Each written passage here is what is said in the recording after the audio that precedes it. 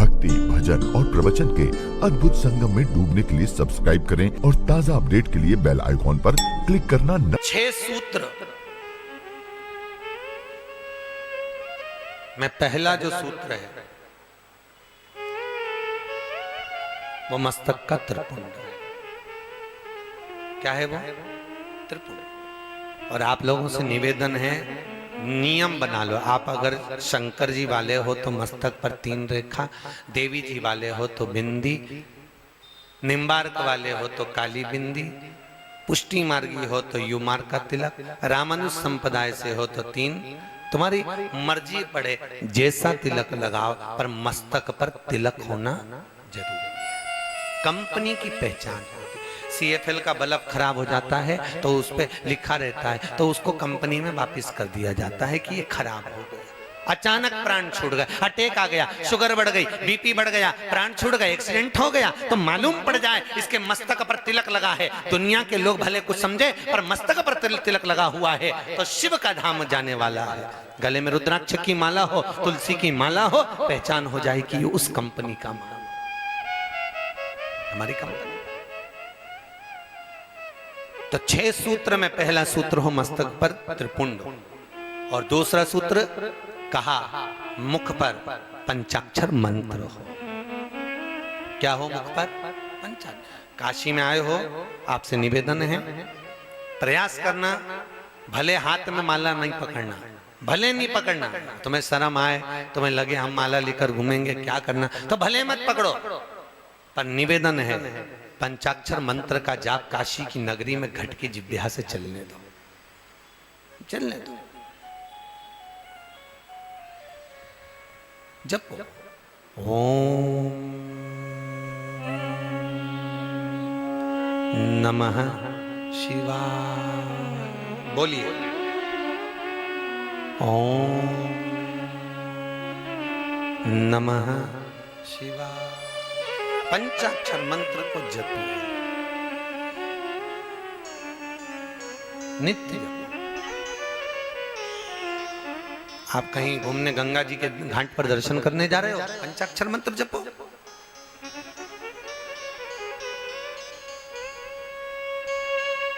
आप कहीं मंदिर जा रहे हो, पंचाक्षर मंत्र का जाप करिए।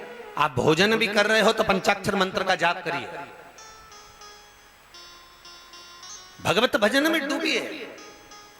महाराज दूसरा सूत्र बताया कि मुख पर भगवान का नाम, भगवान का। तो किसी ने पूछा कि मुख से अगर भगवान का नाम नहीं निकले और मालूम पड़े केवल कहीं हाथ पर, पंजे पर, कहीं चेहरे पर, कहीं हस्त कमल पर लिखवा लिया जाए नमः शिवाय, तो काम चल जाएगा क्या? क्यों भैया बताओ दीदी, चलेगा क्या काम? नहीं। ये जो एक आजकल का फैशन चल रहा है ना कि वो टैटू बनवाने का, पति पत्नी का नाम लिखवा ले, पत्नी पति का नाम लिखवा ले, हाथ पूरा गुथवा ले, तो ये एक दिखावे वाला प्रसंग है। ये एक दिखावे का प्रसंग होता है, इसमें प्रेम की परिभाषा नहीं होती है। जहां प्रेम की परिभाषा होती है वहां दिखावा नहीं होता। गोपियों का कितना प्रेम था भगवान कृष्ण से, गोपियां दिखा नहीं पाई। और भगवान कृष्ण का गोपियों से कितना प्रेम था, जब उद्धव जी महाराज को बारंबार उद्धव ने कहा भगवान कृष्ण से, कन्हैया वो गोपियां दिन रात अपने काम में लगी रहती और तू उनके नाम पे रोता रहता है। भगवान कृष्ण कहते हैं उद्धव ऐसा मत कहना, जितना वो मुझे चाहती हैं शायद उतना मैं चाह ही नहीं सकता उनको। और फिर भगवान ने उद्धव को प्रमाण दिया। कब? जब भगवान कृष्ण का पेट दर्द हुआ, पेट दर्द होते से उसी समय भगवान ने पेट दर्द होते से रुक्मणी, सतभामा, जामवंती, कालिंदी, मित्रविंदा, लक्ष्मणा सब की सब रोपणी, और रोते रोते वहीं से देवऋषि नारद निकल के जा रहे थे। नारद जी ने पूछा क्या हो गया, क्यों रो रही हो रुक्मणी जी? रुक्मणी जी कहती है मेरे स्वामी का पेट दर्द हो रहा है। भगवान का पेट दर्द? अच्छा, तो कुछ दिया उनको? सारे वेद डॉक्टर सब दिखा दिया, पर औषधि से फायदा ही नहीं मिल रहा। अच्छा, फिर अब यही समझ में नहीं आ रहा क्या हो रहा है। गए देव ऋषि नारद भगवान के पास पहुंचे। श्रीमन नारायण भगवान तो निद्रा में नेत्र बंद करे हुए आराम से पड़े हुए थे। देव ऋषि नारद फिर बोले श्रीमन नारायण। भगवान फिर ना सुने, फिर आवाज दिया श्रीमन नारायण। भगवान द्वारकाधीश ने पूछा आओ आओ नारद जी बैठो आराम से, क्या बात है। नारद जी बोले हम तो आपका हाल पूछने के लिए आए हैं। भगवान बोले हाल पूछने की जरूरत क्या है, देख तो रहे हो पेट बहुत दुख रहा है, तो प्रभु बताओ दवाई क्या देने है। भगवान बोले बताओ हमारा पेट दुख रहा है, हमसे ही दवाई पूछ रहे हो। नारद जी बोले तुम्ही ने दर्द दिया है, तुम ही दवा दोगे, बताओ तुम दवाई क्या दी जाए। भगवान बोलने लगे हमारी दवाई हम क्या बताएं। नहीं बताना तो आप ही को पड़ेगी। कोई कोई को व्यक्ति को ऐसा बुखार आता है, किसी व्यक्ति की तबीयत जब खराब होती है, कोई कोई व्यक्ति का ऐसा रहता है, उससे पूछ लिया करो तुम क्या खाओगे, तुम्हारे को तकलीफ है तो तुम्हें बनाए क्या, भोजन क्या बनाए, तुमको क्या अच्छा लगेगा। जिस व्यक्ति को बुखार आ रहा हो, बहुत तेज बुखार हो, जिस व्यक्ति का पेट दर्द हो रहा है, शरीर में कष्ट हो रहा है, बहुत कष्ट हो रहा है, बहुत दिन से उठा ही नहीं है, बीमारी में पड़ा हुआ है, उससे पूछो तुम क्या खाओगे, तो उसकी रुचि का उसको खिला दो तो उसको तृप्ति मिलती है, तो मन शांत होता है, तो उसकी तबीयत धीरे धीरे ठीक होती है। अब मालूम पड़े बेचारे का बीमार पड़ा और तुम वही थुली थुली दलिया ही दलिया उसको खिलाए जा रही, और मन कर रहा मूंग की दाल रोटी खाऊं, फिर ले जाने थुली खिलाया, फिर ले जाने तुली खिलाया, और मन है ही नहीं बेचारे, क्या अच्छा लगे उसको। ये उसी में का हाल है जैसे एक जमाई आया, एक जमाई आया तो सास ने उसके लिए भोजन की थाली लगाई, बड़ी सुंदर थाली तैयार करके भोजन जिमाया। अब भोजन की थाली लगाई और थाली लगाकर उसमें सारा भोजन रख दिया। अब जमाई के सामने जैसे भोजन पहुंचा तो उसको सबसे पहले बैंगन की सब्जी दिखी, और वह जमाई को बैंगन की सब्जी अच्छी नहीं लगती थी। अब उसने कहा हे राम बड़ा फंसा मैं तो, और ये बैंगन की सब्जी मेरे को बड़ा नफरत, अब करूं क्या। तो उसने सोचा एक काम करता हूं, सबसे पहले बैंगन की सब्जी समाप्त करता हूं, फिर दूसरी चीज खाऊंगा। अब इसने बेचारे ने सहज भाषा में रोटी का टुकड़ा तोड़ के बैंगन की सब्जी लगा के एक ही कोरे में सब खा गया। खाते से बस अब उसने सोचा सब चीज खाऊंगा, इमरती जलेबी गुलाब जामुन भजिया पकौड़ा कचौड़ी सब खाऊंगा। अब जैसे ही खाने वाला था इतने में अंदर से साला आ गया। साले ने माँ से कहा मम्मी जीजा जी को बैंगन की सब्जी इतनी बढ़िया लगी। तो माँ बोली देख कितना सीधा साधा जमाई बेचारा, ले बैंगन की सब्जी और ले जा। कटोरी भर के ले गया और जीजा जी की थाली में धर दिया। अब बेचारा जीजा को बड़ी आप है, मना भी कर रहा नहीं, फिर जीजा जी हमारे हाथ, फिर कटोरी भर के धर गया। अब उसने सोचा ये सब सामान बाद में खाऊंगा, ये बैंगन की सब्जी फिर आ गया, पहले इसको खा। बेचारे ने एक दो कोर में बैंगन की सब्जी फिर निपटाई। इतने में सास ने ससुर को बुलाया, सुनो इतना सीधा जमाई कहीं नहीं मिलेगा, बेचारे को देखो कोई भी चीज अच्छी नहीं लगी, बैंगन की सब्जी अच्छी लगी। इतने में ससुर आ गए, ससुर भी लिया कटोरी भर के, मना कर पिताजी नहीं पापा जी नहीं, पिताजी नहीं पापा जी, तो हमारे हाथ का नहीं लोगे। फिर बैंगन की सब्जी धर गया ले। अब बैंगन की सब्जी फिर डाल दी बेचारे ने बड़ी मुश्किल से कि कचौड़ी मंगोड़ा भजिया बाद में खाऊंगा, पहले बैंगन खा जाओ। अब बैंगन की सब्जी फिर खा गया। अब बैंगन की सब्जी फिर खाया। इतने में ससुर ने अंदर जाकर कहा तुम्हारे हाथ की बैंगन की सब्जी जमाई को इतनी जोरदार लगी। सास बोली मुझे क्या मालूम था बैंगन की भजिया बनाती, बैंगन की कचौड़ी बनाती, मुझे क्या मालूम था इनको बैंगन इतना पसंद है। और सास कढ़ैया लेकर ससुर के साथ वहीं जमाई के पास में बैठ गए और पूरी कटोरी 2-3 भर के बैंगन डाल दिया। बेचारे का वह बैंगन ही बैंगन से पेट भरा गया, उड़ गया, चले गए लड़की को लेकर वापस। तो व्यक्ति की जिसमें प्रियता ना हो वो ना दिया जाए, जिसमें प्रियता हो वो प्रदान किया, उसमें प्रियता नहीं। नारद जी बोल रहे हैं तुम्हारा पेट दुख रहा है, जरा बताओ जल्दी से क्या करना है। भगवान बोले जो मुझे ज्यादा चाहता उसके चरण की रज ला दो। इतनी सी बात। रुक्मणी जी जरा, माता रुक्मणी ने बोला बोलो क्या बात है, जरा बैठो सिंहासन पे, रज दो पाँव की, धूल दो। अरे रुक्मणी जी बोली पागल हो गए नारद जी, मैं अपने पति को अपने पाँव की धूल खिलाऊंगी, अपने पाँव की चरण की रज दूंगी? नहीं दे सकती। सतभामा जामवंती कालिंदी मित्रवृंदा लक्ष्मणा कोई देने को तैयार नहीं। देव ऋषि नारद ने सोचा ये तो रज मिली नहीं रही, क्या करें। देव ऋषि नारद चले और ब्रज की रज में पहुंच गए। राधा जी को मालूम पड़ा। राधा जी ने पूछा नारद क्यों रो रहे हो, भगवान का पेट दुख रहा है, चरण की रज चाहिए तो लो मेरे चरण की रज ले जाओ। और नारद जी के एक पिछोड़े में माता राधा रानी ने चरण की रज दे दी, देकर राधा जी ने उस रज को वापिस ले लिया, वापिस लिया। नारद जी ने पूछा, राधा जी आप चरण की रज नहीं देना चाहती? राधा जी कहती देना चाहती, पर तुमने कहा जो भगवान को ज्यादा चाहता है उसके चरण की रज चाहिए। नारद जी हो सकता है मुझसे ज्यादा चाहने वाली इस ब्रज की रज में और भी गोपी हो, तो तुम एक काम करो, सबकी ले जाओ। नारद जी बोले तो सब इतनी सारी कभी इकट्ठी होंगी? राधा जी बोली, जब मेरा प्रीतम मेरा कृष्ण यहां से गया था तो बंसी मुझे देकर गया था, उस बंसी को मैंने कदम के पेड़ के नीचे ब्रज की रज में छुपा दी है, उसको मैं बजाती हूँ। राधा जी ने बंसी का नाद करा, गोपियां सोची कृष्ण आ गया, दौड़कर गोपियां आ गई। सारी गोपियों से भगवान ने, राधा जी ने कहा एक काम करो, अपने अपने चरण की रज दो। इतनी बड़ी पोटली बांध के चरण की रज की देवर्षि नारद को दे दी और नारद जी के सिर पे रख दी। नारद जी के सिर पे जैसी रखी तो नारद जी तो डोले।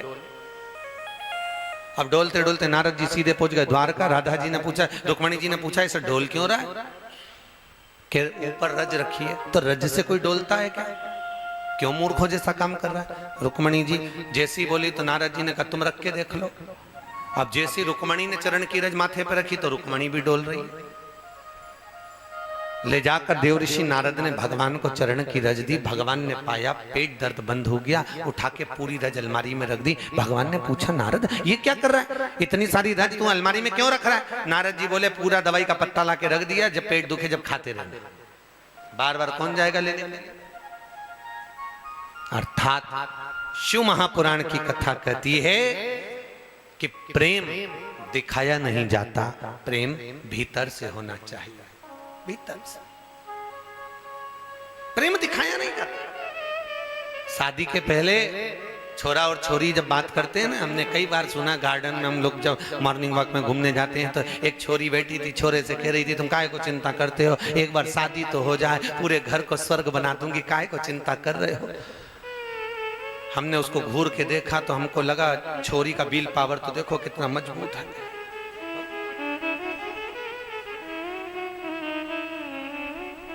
हमारे साथ में ब्राह्मण लोग घूम रहे थे, उन्होंने कहा गुरुजी आप उसको पलट के क्यों देखे? हमने कहा इसलिए देख रहे हैं कि वो कह रही है एक बार शादी तो हो जाए, तो तुम काहे को चिंता करते हो, शादी हो जाए पूरे घर को स्वर्ग बना दूंगी, तो तुम क्यों घूर के देख रहे हो? हमने कहा घूर के इसलिए देख रहे हैं कि पूरे घर को स्वर्ग बनाएगी और घर में रहने वालों को स्वर्गवासी बनाएगी। घूर कैसे ले रहे? तुम काय को चिंता कर रहे हो? मैं हूं तो सरी, पूरे घर को स्वर्ग बना दूंगी, पूरे घर को स्वर्ग बना दूंगी। और सास एक दिन बहू से कह दे, बेटा घर में 15 लोग आने वाले हैं, भोजन बना, तो बहू के होश उड़ जाए। 15 लोग? मम्मी मैं अकेली? एक काम करो भोजन वाली को बुला लो, भोजन बनाने वाली को बुला, मेरे से नहीं बन सकता। बताओ अभी तो करी थी कि स्वर्ग बना दूंगी और अब 15 लोगों का भोजन नहीं बन रहा। चला बाहर कहना दिखाना एक अंतर की बात है साहब। शिव महापुराण की कथा कहती है पंचाक्षर मंत्र लिखने से ज्यादा, पंचाक्षर मंत्र अपने हाथ पर गुदरवाने से ज्यादा, पंचाक्षर मंत्र अपने हृदय चित्त में अर्थात वाणी के द्वारा, अपनी जिह्वा के द्वारा, अपने घट की जिह्वा के द्वारा नित्य प्रति निकलना चाहिए। ओम नमः शिवाय। और तीसरा सूत्र ब्रह्मा जी देवऋषि नारद को कह रहे हैं, रुद्राक्ष की माला गले में। काय की माला हो? जम के बोलिए रुद्र। अच्छा कई माताएं पूछती हैं गुरुजी कि हम रुद्राक्ष पहन सकते हैं? क्यों नहीं पहन सकते? रुद्राक्ष पहनने में दिक्कत क्या है? क्या गुरुजी रुद्राक्ष हम धारण कर सकते हैं? क्यों नहीं कर सकते? जरूर जरूर धारण, पर चाहे तुलसी की माला हो चाहे रुद्राक्ष की माला हो, ध्यान देना। अगर तुलसी की माला धागे के अंदर है, धागे के अंदर अगर है तो वो धागे में है और आप कहीं मृत्यु आदि घर में गए हो या मृत्यु आदि जगह पर गए हो तो तुलसी की माला बदलना पड़ता है, रुद्राक्ष की माला बदलना। धागे के अंदर है तो, और वो साधारण सा अगर धागा है तो आपको बदलना पड़ेगा। और यदि वही धागा रेशम से गठा हुआ है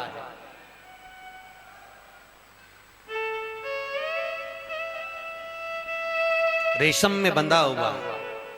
अगर रुद्राक्ष रेशम में है, तुलसी की माला अगर रेशम में है, तो फिर उसको बदलने की भी जरूरत नहीं पड़ती है।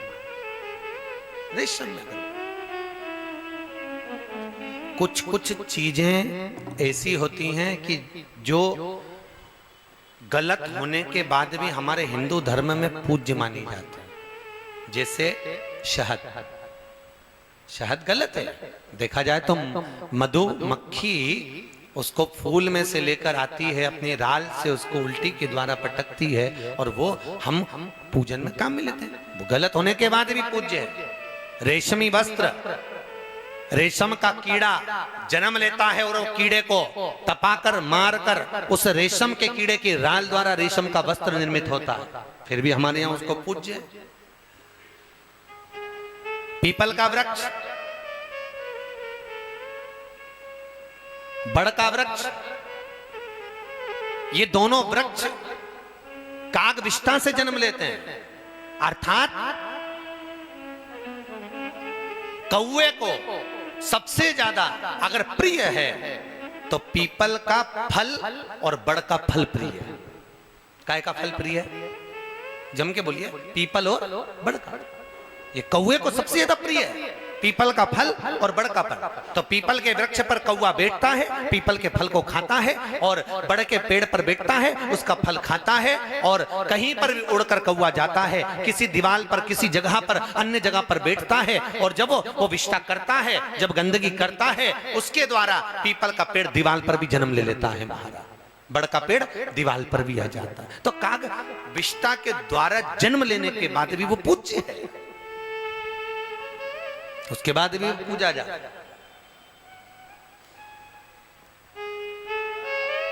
गंगा का जल निर्मल, गंगा जल क्या है? निर्मल। निर्मल का मतलब समझते हो? इस भगवान पर ये चीज चढ़ गई और नीचे उतर गई, उतरने के बाद वो विसर्जन होना चाहिए, उतरने के बाद उसको ठंडा करना चाहिए।